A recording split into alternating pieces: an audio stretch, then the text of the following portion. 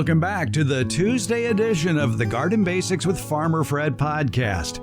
Unlike the Friday edition, we're dedicating the Tuesday podcast to answering your garden questions. Stay tuned to find out how you can get your garden question into the program. So come on, let's do this.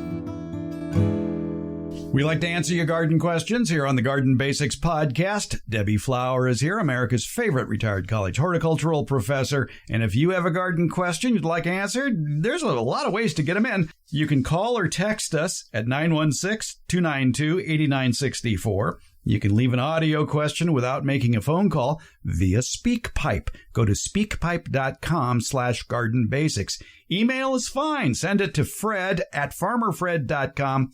Or you can fill out the contact box at gardenbasics.net. And you can find the same information in the show notes in just about every episode as well. So don't write and drive. Thank you very much.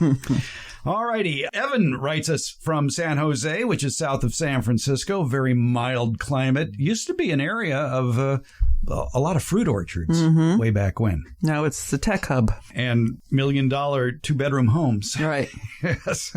Go figure. Anyway, Evan writes, I live in San Jose, and in my backyard, I have a very small patch of grass that is around 200 square feet. I want to keep this patch because my daughter practices her gymnastics on it. But in the rainy season, it becomes a swampy bog, so I have to fight the moisture for a few months.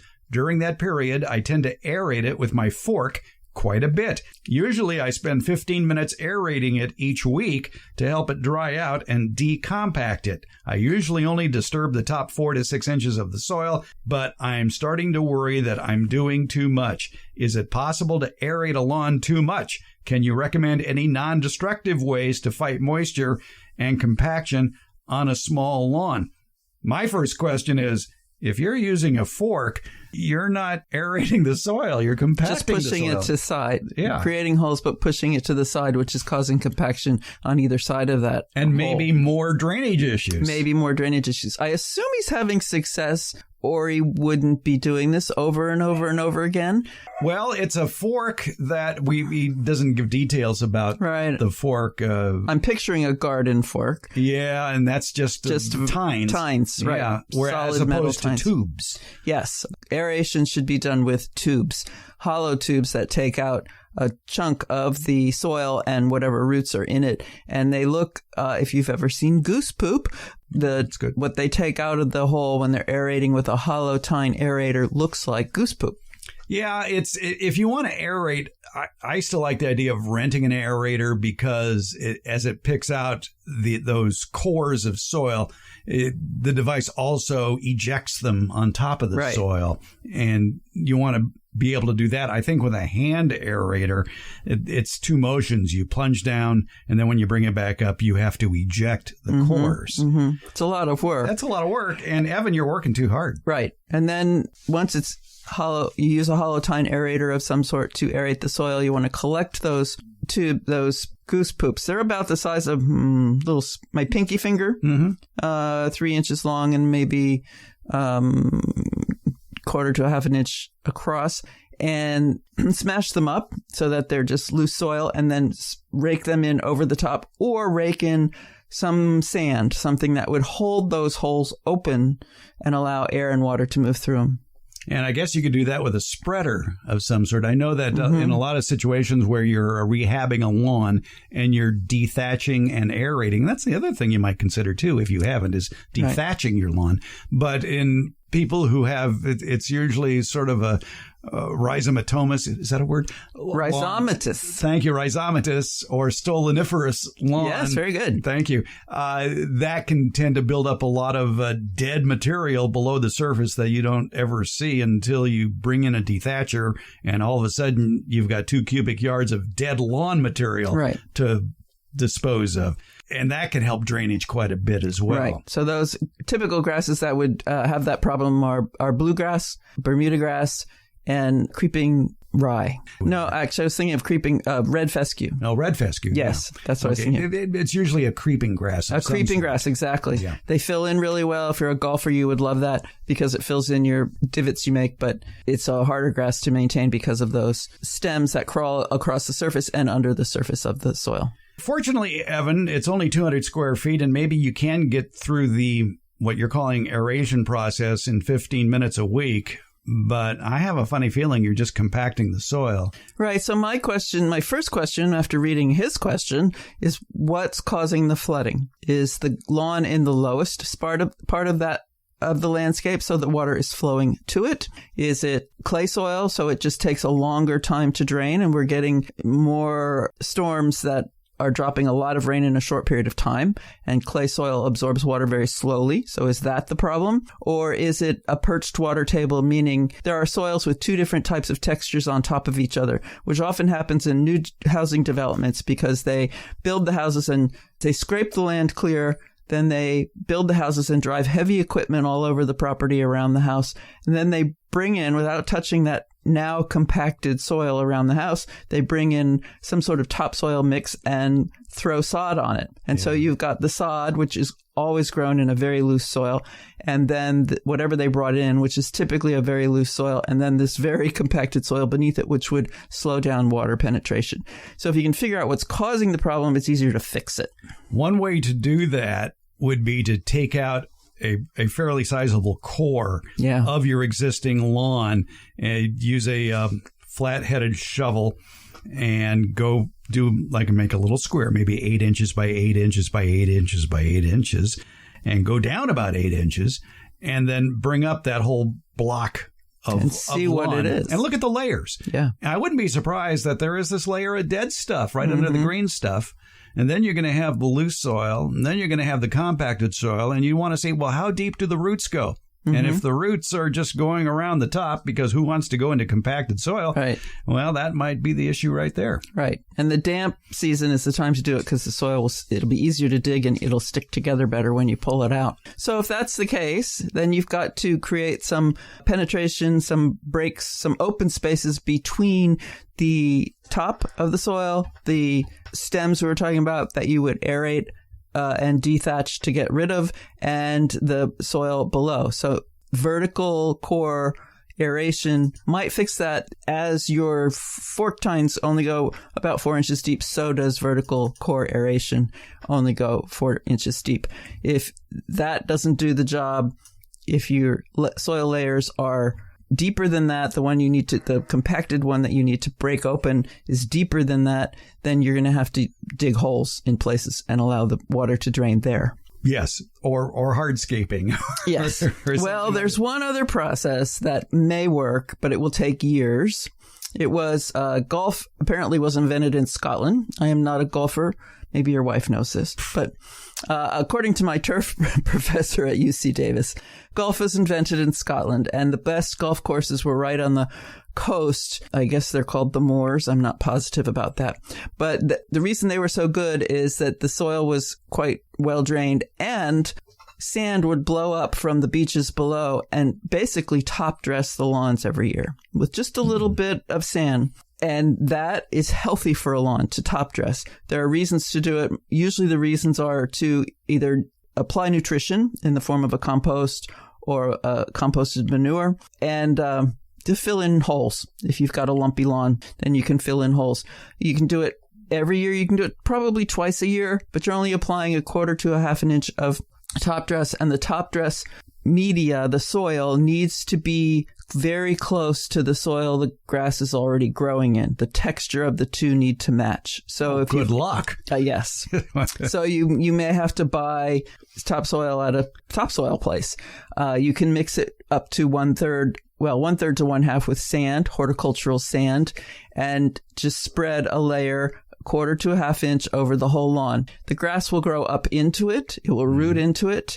And so over time, you're going to raise your lawn. The organic component of what you applied is going to break down, but the sand is going to stay there. So you're going to raise your lawn maybe 1/2 inch a year, and you might raise it right up out of that wet spot. I have, I believe, in the past written on the Farmer Fred Rant blog page about rehabbing a lawn that included specific instructions on dethatching and aeration, overseeding, and then covering with a material. And so you can get some good ideas there on the machinery that makes it a lot easier, like a bigger roller. Actually, you probably want 2 rollers if you're overseeding. You want one that's filled with water to get the seeds into the soil, and then like a cage with small holes that you fill with compost and roll it across the lawn. Perfect. And it does a very good job. And I have seen those at rental places. Yeah. Oh, hey, a good nursery will lend it to you for the day. There you go. Yeah, that's the way to do it. But Evan, if you're doing it every week for 15 minutes, you're doing it way too much. You threw out a phrase, Debbie, of doing it maybe twice a year. Mm-hmm. All right. But again, you're removing cores. Unfortunately, in the world, but I'm glad we're getting away from this scenario of when people have a garden problem, they go into a nursery and say, what can I buy to fix this? Right. We were at a nursery yesterday. Yes. And we saw a product that I might think that an employee who didn't know better or was trying to make a sale might say, yeah, we got something we can sell you. It's a natural soil food for lawns and hard soils. It loosens compacted soil. It improves root penetration, mass, and grass growth, and also helps to stimulate microbial life. And it's only $30. And it's like, okay, what is it? Well, that's a darn fine question. And we were looking at that bag yesterday. I don't think we ever decided what was in it, or it was even in the bag. Right. I should check my notes on that. I think it was sulfur and calcium. Yeah, and iron. Yeah, and iron. Right. Yeah, that's what it was. Yeah. It was micronutrients. Yeah. Which the grass needs, but it's not going to open your soil. The only kind of soil that it will have any effect on is sodic soil, is what it's called. And it's soil with salt in it. There are places where salt, and I'm talking like table salt, but there are other salts as well. But table salt has sodium in it, where sodium naturally collects in the soil and binds it, makes it tight. Calcium can be applied to such soils, and it binds where the sodium is and releases the sodium and opens up the soil.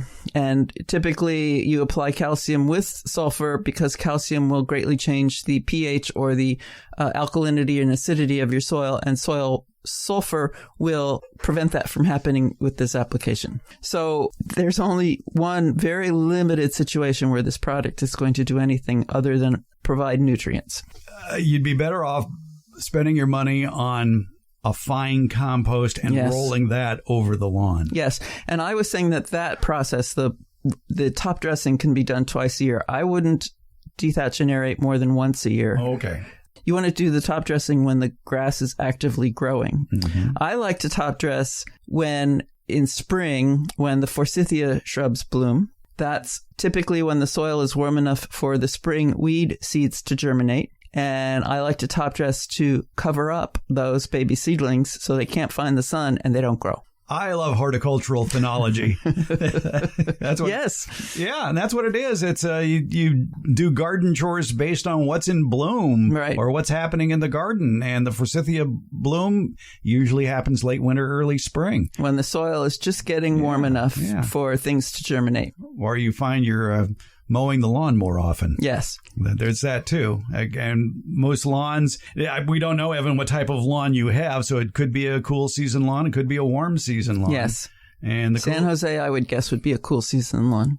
Yeah, but you never know. Right. All right. So, Evan, stay off your lawn. Yeah, don't walk on it when it's really wet. That compacts the soil in and of itself. Yeah, exactly. Now, it should be moist when you do it, but not so soggy. Not soggy, right. That it would actually compact the soil, because when you compact the soil, you're removing air. Right. Air is a necessity for root growth. Yes, it is. Good luck. There's a lot I would do in this situation, I think. Start over. Yes. Start over. Get some professional equipment. First of all, I'd dig out that chunk, that 8 by 8 inch chunk. Go down 8 inches. You got to know what's going on down there. Yeah. Identify the pest, if you will. And if you do that, send us a picture. Yeah, it could be that thatch layer that needs to get dethatched. If you see a layer of dead stuff below the green stuff before it hits soil. If, on the other hand, when you dig that out and it's just dripping water, well, then you've got a watering issue. It could be from flow from your neighbor's sprinklers or your own sprinklers. And it just may be, as you said, Debbie, just a low-lying area. But if it's supporting a lawn, lawns are amazingly resilient. Yes, they are. That's why people like them. Yeah. That, and you only have to know one set of instructions to care for them. Yes. But yeah, I suspect there's layers of soil in there that are impeding water flow. And if it smells, you really got a problem. Yes. Yeah. If it smells like low tide or dead fish. Yeah. That means your soil is getting way too much water. And so think about where the water's coming from and how much you're watering it. It sounds like maybe you can turn off the sprinklers. Mm-hmm. If that's the issue, yeah. Yeah. And maybe your daughter needs a really nice mat. Trampoline. Big mat, yeah. No, we don't want to discourage your daughter, Evan, from practicing her gymnastics, but yeah, a mat would make sense. A 200 square foot mat. Mat, right. Yeah. And you'd save yourself a lot of work. It would be a worthwhile investment. Right. Yeah. And then when she's done or moved on, you can raise that soil level and have a lawn or whatever you want to grow in that location. Or you could leave the mat there and sleep out there at night because your wife kicked you out. So there's always that. All right. So good luck with improving your lawn drainage there, Evan. Thanks for writing in to the Garden Basics podcast. And thank you, Debbie. You're welcome, Fred.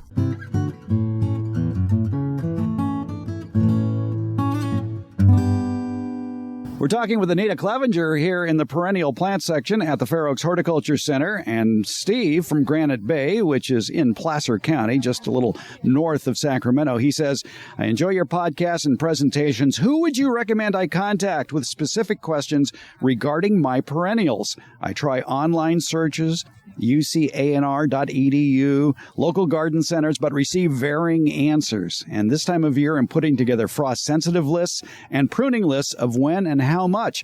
I would appreciate any guidance you can provide. Anita, well, since we're both master gardeners with UC, at least we know the research UC does is verified.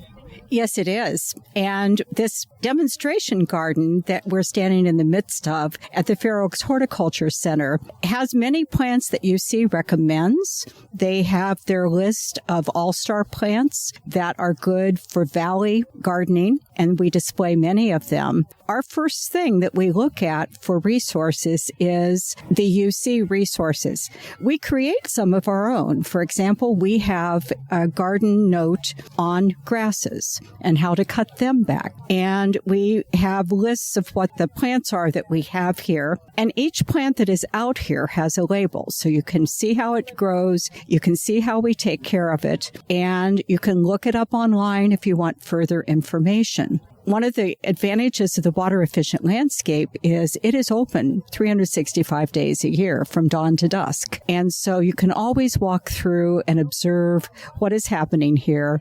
During our open garden days, you can also talk to people like me about what we do.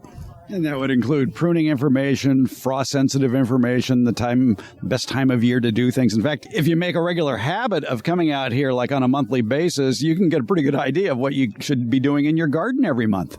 That's correct. And basically with perennials and grasses, a lot of the cutback is late February, March. You wait till risk of freeze is gone. You allow some vegetation to stay for beneficial insects to overwinter in. But then come spring, you want to clear things up and promote new growth. And so as a general rule of thumb, that's a lot of what we do.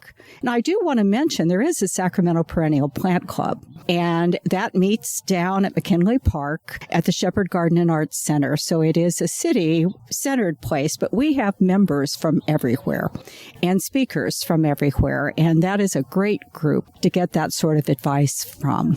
And Steve, you're in Granite Bay, so a pretty close drive to both the Fair Oaks Hort Center as well as the Shepherd Garden and Arts Center. But wherever you live and you're looking for information about how to grow plants, you probably have a local cooperative extension master gardener organization, or you have local garden clubs that you can get some pretty good information from. And I still like books like the Sunset Western Garden book for general plant information. And they usually have information on each plant about when to prune and their frost sensitivity.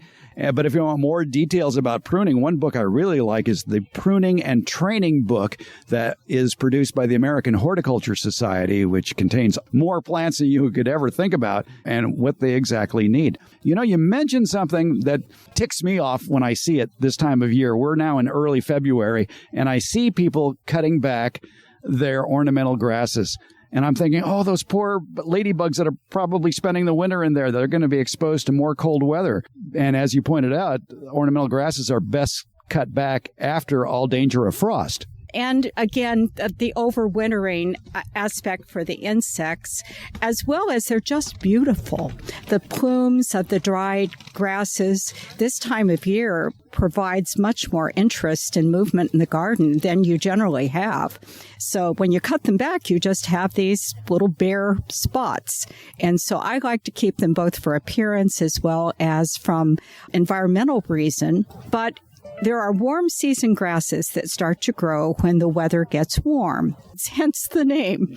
And so you don't want to wait too long because you'll take off the growing tips. So it's a matter of timing it. And so we used to prune the grasses earlier. We're now thinking late February, early March is generally soon enough. Yeah, it depends on when your threat of last frost is. It seems to be changing around here. It used to be like March 15th would be a good date for last frost, and now people are saying maybe it's early February. But then again, we just had a frost 2 days ago. Yes, that's correct. But it isn't so much the frost for the grasses. It is the habitat and the beauty of them. One of the reasons you plant them is for the dried flower heads. I like to wait to prune ornamental grasses until I see the ladybugs start emerging. And that's usually on a warm day in late winter that you'll start seeing them coming out. And then I think once you see that, you can probably go ahead and prune it back. That's a good advice. And a lot easier to do at your own home where you're seeing it every day. We come out here and work a couple times a month. And so we do try to schedule things. And because we do, coming out and talking to us, we can tell you what schedule we use. Take advantage of your local university's garden department. They always have either a farm and garden department, and you'd be surprised at the number of master gardener outlets throughout the country, as well as just good advice that they would have online. So in any sort of internet search on plants or pest problems, it always helps to put in the name of the bug that's bothering you, let's say aphids, and then type in .edu. And that way, usually the first page of results you get are going to be from universities where there is probably some peer review going on that ascertains the veracity of whatever advice is being given. And that's correct. Definitely the first place I look for everything is the UC sites. That's because you're in California. That's correct. Yes. Families in Ohio, I tell them to look at Ohio State. There you go. Exactly. Well, that's what you do about perennials and figuring out when to prune them and when to protect them. It's Anita Clevenger, Sacramento County Master Gardener. Thank you, Anita. Oh, you're welcome, Fred.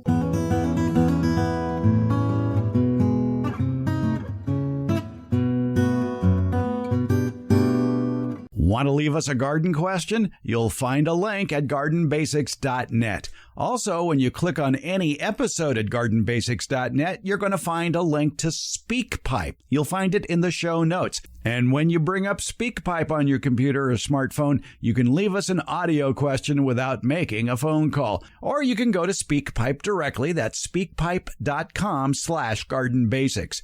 You want to call or text us? We have that number posted at gardenbasics.net. It's 916-292-8964, 916-292-8964. Email? Sure, we like email. Send it along with your pictures to fred@farmerfred.com. Or again, go to gardenbasics.net and get that link. And if you send us a question, be sure to tell us where you're gardening, because all gardening is local. Find it all at gardenbasics.net.